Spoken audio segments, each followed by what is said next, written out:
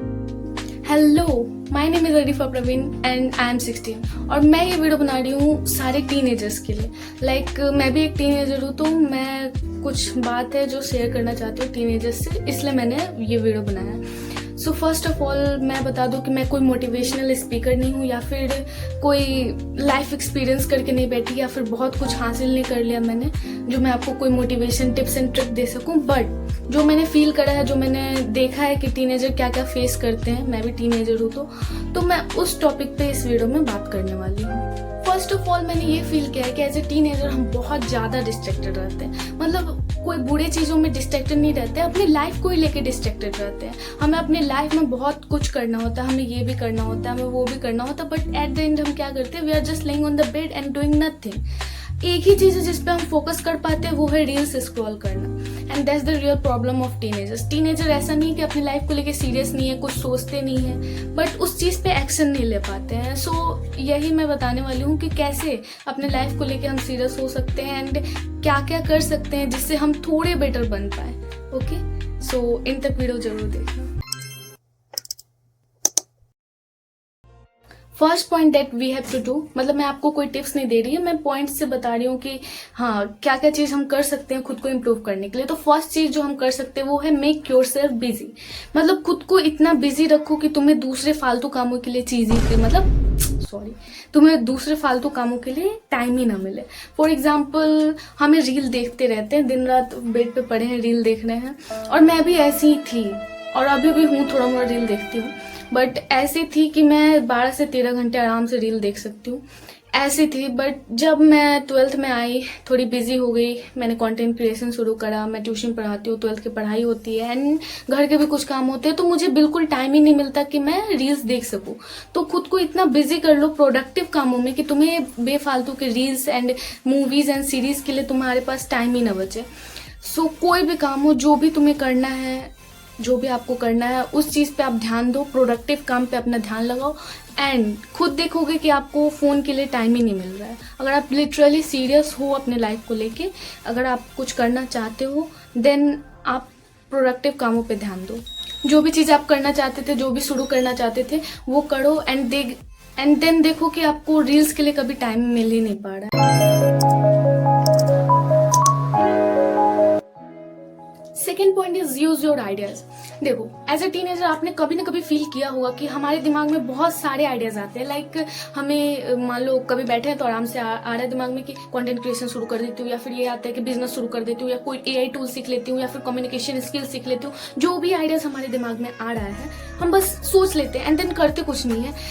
हम अभी इतने क्रिएटिव होते हैं इस एज में कि हम बहुत कुछ कर सकते हैं, बट एट द एंड हम क्या करते हैं, कुछ नहीं करते। मैं ये कह रही हूँ कि अगर आपको कुछ करना है तो आपके दिमाग में जो भी आइडियाज आ रहे हैं, चाहे वो कैसे भी आइडियाज हो, जो भी आइडिया हो, आप क्या करो, उन्हें लिख लो। लिखने में, पेन और कॉपी उठाने में तो बहुत आलस है। तो अगर आपको बहुत ज्यादा आलस आ रहा है, देन आपके हाथ में फोन है, आपके हाथ में फोन है, वही सबसे बड़ा वेपन है आपका। आप फोन उठाओ, अपना नंबर खोलो व्हाट्सएप पे, अपना नंबर ऑलरेडी व्हाट्सएप पे सेव होता है, उस पे जाओ। जो भी आपके दिमाग में आइडिया आ रहा है, या फिर कंटेंट क्रिएशन को लेके आइडिया आ रहा है, या फिर कोई स्क्रिप्ट आ रहा है, या फिर जो भी आइडिया आ रहा हो, उसे या तो रिकॉर्ड कर लो उसमें और अपने आप पे ही सेंड कर दो, या फिर टाइप करके अपने आप पे उस आइडिया को सेंड कर दो। एंड देन जब उस चीज के लिए प्रिपेयर हो जाओ, तो उस आइडिया को यूज करके वो काम कर दो। एंड ये चीज मैं भी करती हूँ। मैं ऐसे खाली बैठी हूँ ना, मेरे दिमाग में वीडियो के आइडियाज आ जाते हैं, स्क्रिप्ट के आइडियाज आ जाते हैं, तो मैं कोई स्क्रिप्ट लिखती नहीं हूँ, या फिर स्क्रिप्ट लिख के नहीं बोलती हूँ, मैं अपनी मर्जी से बोलती हूँ। तो जो भी मेरे पास आइडिया आता है, मैं उसे रिकॉर्ड कर लेती हूँ एंड देन जब मुझे वीडियो बनाना होता है, मैं उसे सुन लेती हूँ एंड सुनने के बाद मेरे दिमाग में आ जाता है कि हाँ मुझे ये चीज़, ये पॉइंट पे वीडियो बनाना है। तो अपने आइडियाज को, आपके दिमाग में जो भी आइडियाज आ रहे हैं, उन्हें यूज करना सीखो, और कैसे यूज करना है मैंने बता दिया। और थर्ड पॉइंट जो है, हमें अपनी हेल्थ पे फोकस करना चाहिए।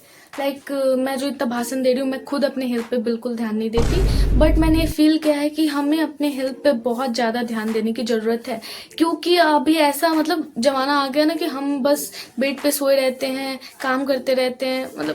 बेड पे सो के कौन काम करता है, बेड पे सोए रहते हैं, रील्स देखते हैं, या फिर पढ़ाई भी करते हैं, तो क्या करते हैं, बैठे बैठे पढ़ाई करते हैं। हमारा बिल्कुल भी फिजिकल एक्टिविटी नहीं हो पाता है। दैट्स वाई हम बहुत ज़्यादा बीमार रहते हैं, या फिर बहुत ज़्यादा लेजी हो चुके हैं।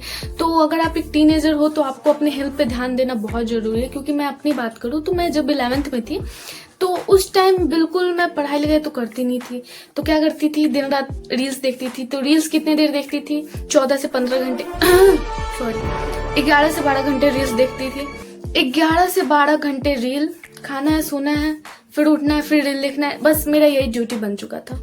दैट्स वाई मेरा बीपी बिल्कुल डाउन हो गया था एंड मैं बेहोश हो गई थी, हॉस्पिटल गई थी। तो बिल्कुल हेल्थ पे ध्यान नहीं देती थी। दैट्स वाई मेरे साथ वो हुआ। मेरा बीपी अभी भी लो रहता है, हेमोग्लोबिन लो हो गया हुआ मेरा। बिल्कुल फिजिकल एक्टिविटी ना होने के कारण ब्लड प्रेशर बिल्कुल लो हो गया। बट मैं थोड़ा इम्प्रूव करने की कोशिश कर रही हूँ कि हाँ मैं अपने हेल्थ पे थोड़ा ध्यान दूँ। बट मैं आपको बता रही हूँ कि आप भी अपने हेल्थ पे ध्यान दो। मतलब हम बहुत ज़्यादा डिस्ट्रैक्टेड हो चुके हैं कि हमें अपने हेल्थ से भी अब कोई फर्क नहीं पड़ रहा है।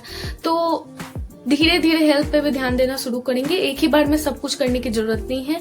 पहले एक पॉइंट को सही करो, देन दूसरे को, फिर तीसरे को, एंड सबको बैलेंस करके चलना सीखो। ओके, एंड बढ़ते हैं 4th पॉइंट। ये जो 4 पॉइंट है ना, ये बहुत बहुत बहुत जरूरी है, क्योंकि ये टीनेजर्स नहीं, हर एक एज के लोग जरूर ऐसा करते हैं। वेटिंग फॉर बीइंग परफेक्ट, मतलब हर चीज में परफेक्ट होने का वेट करते हैं कि ये चीज परफेक्ट हो जाएगा तब मैं ये शुरू करूंगी, ये चीज परफेक्ट हो जाएगा तब मैं वो करूंगी। परफेक्ट टाइम का वेट करना ये बहुत बेकार आदत है। ये मेरा भी आदत था। मैं सोचती थी जब मैं 10th में थी तब से मुझे कंटेंट क्रिएशन करना था, बट मैं क्या सोचती थी कि मैं 11th में जाऊंगी तब कर लूंगी एक्स्ट्रा टाइम निकाल कर। फिर सोचा कि नहीं, 11th में तो बहुत सारा पढ़ाई करना है, पढ़ाई तो करती नहीं थी, बहुत सारा पढ़ाई करना है, तो अब मैं 12th से शुरू करूंगी। एंड जब 12th में आई तो सोच रही थी मैं कि 12th बाद शुरू करूंगी, बट अब मैंने परफेक्ट टाइम का वेट करना छोड़ दिया। मैंने 12th से स्टार्ट। हाँ मेरा पढ़ाई भी है, मुझे पढ़ाई भी करना होता है, बट दैट डजंट मीन कि मैं जो सोच रही हूँ मैं उसके लिए परफेक्ट टाइम का वेट करूँ कि जब वो परफेक्ट टाइम आ जाएगा तब मैं उस काम को शुरू करूंगी। I don't have any expensive tripod और समथिंग।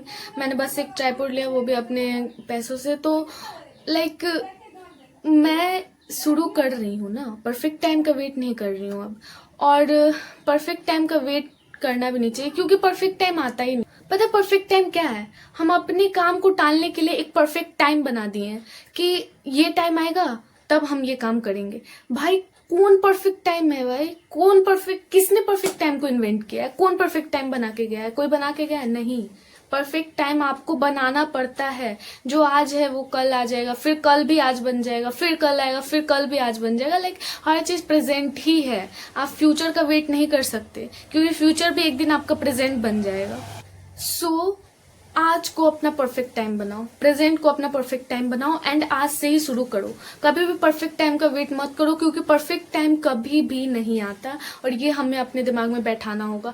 परफेक्ट टाइम का वेट करना और खुद को परफेक्ट बनाना, ये हमारी बहुत बड़ी दिक्कत है। लाइक हमने परफेक्ट टाइम का वेट नहीं किया, हमने किसी काम को शुरू कर दिया, फिर क्या सोचते हैं, जैसे एक्सरसाइज मुझे करना था, मैं परफेक्ट टाइम का वेट कर रही थी कि हाँ मैं जब अकेली रहूंगी या फिर कभी फैमिली मेंबर्स नहीं है तब मैं एक्सरसाइज करूंगी, बट ऐसा तो कभी हुआ नहीं, तो मैंने एक्सरसाइज शुरू नहीं किया। मान लो मैंने एक्सरसाइज शुरू भी कर दिया, तो मैं सोचती हूँ एक ही हफ्ते में कि मैं पतली क्यों नहीं हुई, मेरे मसल्स क्यों नहीं गेन हुए। ऐसा तो होता नहीं है।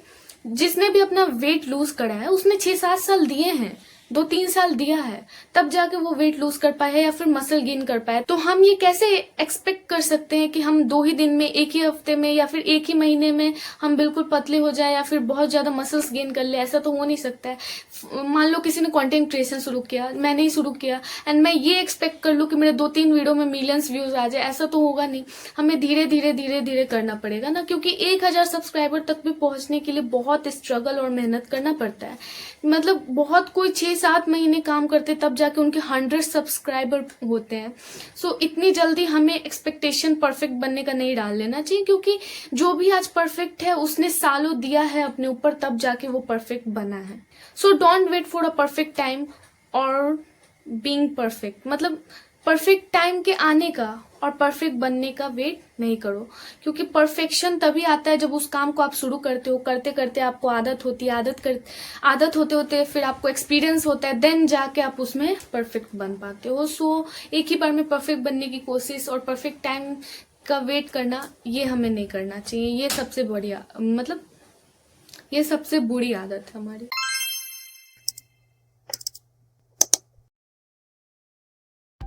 हमारे में सबसे बड़ी दिक्कत क्या है पता है? कंसिस्टेंसी की। मतलब कंसिस्टेंट रहना तो जैसे हम भूल ही गए हुए हैं। हम खुद का भी बात करें तो हम कंसिस्टेंट रहना भूल गए हैं। जैसे कि कोई एक बंदा है जिसने एक दिन में 5 घंटे पढ़ाई कर ली, बट कोई वही दूसरा बंदा है वो डेली 2-2 घंटे पढ़ रहा है, तो आप कंपेयर कर लो कि ज्यादा किसने पढ़ा होगा। सो कंसिस्टेंट का मतलब है कि डेली थोड़ा थोड़ा काम करना, चाहे आपका मन हो ना हो, आप थोड़ा तो करो। लाइक किसी दिन मन नहीं है तो 20 से 30 मिनट भी पढ़ लिया, या फिर किसी दिन मन नहीं है तो थोड़ा सा उस काम को कर लिया। इस टाइप से कंसिस्टेंसी मेंटेन होती है। एक ही दिन में आप 10 घंटे 15 घंटा पढ़ने की कोशिश मत करो। एंड अगर अभी भी आपको पढ़ने का मन नहीं करता है, देन आप 10 मिनट पढ़ने बैठो। ओके, आप 10 मिनट भी आज पढ़ रहे हो, डेली भी 10 मिनट 20 मिनट 30 मिनट, देन उस टाइम को बढ़ाते जाओ पढ़ाते जाओ, तो डेफिनेटली आपको रिजल्ट मिलेगा कि हाँ कंसिस्टेंट तो थी मैं इतने दिन। एंड कंसिस्टेंसी से पढ़ना एंड एक दिन में 5 घंटे पढ़ना, दोनों में फर्क होता है। क्योंकि कंसिस्टेंसी से आप पढ़ते हो तो आपके दिमाग में आपने जो भी पढ़ा है वो रहता है, बट अगर आप कंसिस्टेंसी मेंटेन नहीं करते हो, एक दिन में 10 घंटे पढ़ लेते हो, तो आप एक हफ्ते फिर नहीं पढ़ोगे, देन आपने 10 घंटा जो पढ़ा है वो भी आप भूल जाओगे। So consistency is very important than being perfect. Perfect होने का वेट मत करो, कंसिस्टेंसी मेंटेन करो। यही पॉइंट था मेरा कंसिस्टेंसी को लेके।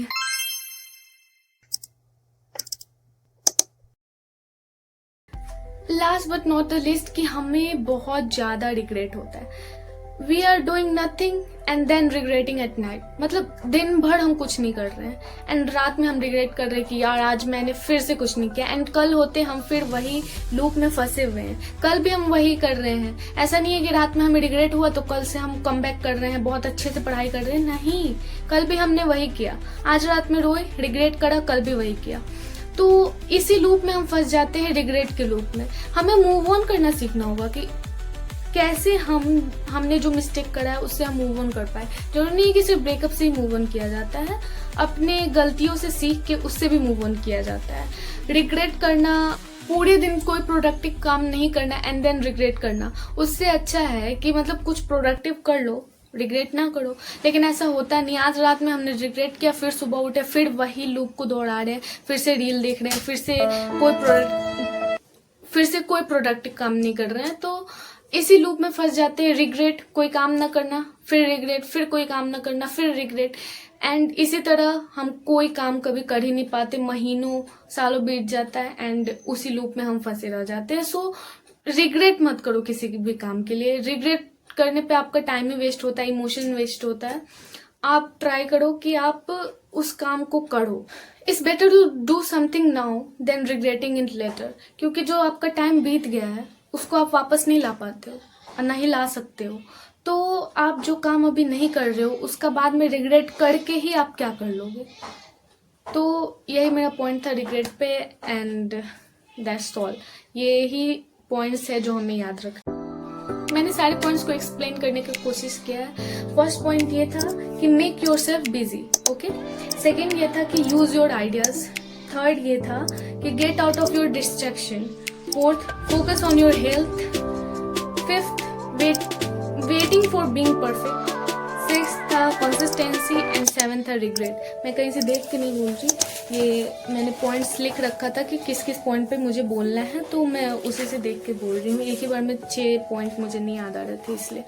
So that's all for today. And मुझे पता नहीं है कि मैं अपनी बातों को आपको समझा पाई या नहीं, लेकिन मैंने अपनी पूरी कोशिश की है कि मैं आपको समझा पाऊँ। मैं कोई मोटिवेशनल स्पीकर नहीं हूँ, ना ही मैंने अपने लाइफ पे एक्सपीरियंस किया है कुछ, तो मैं भी कोई परफेक्ट नहीं हूँ अपने लाइफ में जो मैं आपको कुछ बता सकूं। लेकिन जो मैंने एक्सपीरियंस करा है, जो मैंने सोचा, वो मैंने आपके साथ शेयर किया। और मैं भी खुद को इम्प्रूव करने की कोशिश कर रही हूँ। एक ही बार में परफेक्ट बनने की कोशिश नहीं कर रही हूँ, बेटर बनने की कोशिश कर रही हूँ, एक सीढ़ी की तरह 1% बेटर बनना। सो अगर आप भी चाहते हो कि आप अपने लाइफ में थोड़ा भी इम्प्रूव करो, 1% भी बेटर बनो, देन क्या, दोनों साथ में, सब कोई साथ में इम्प्रूव करते हैं। मैं भी एक टीनेजर हूँ, अगर आप भी एक टीनेजर हो तो साथ में इम्प्रूव करते हैं। And that's all for today. अगर अच्छा लगा हो तो लाइक एंड सब्सक्राइब कर सकते हो। Thank you so much for watching.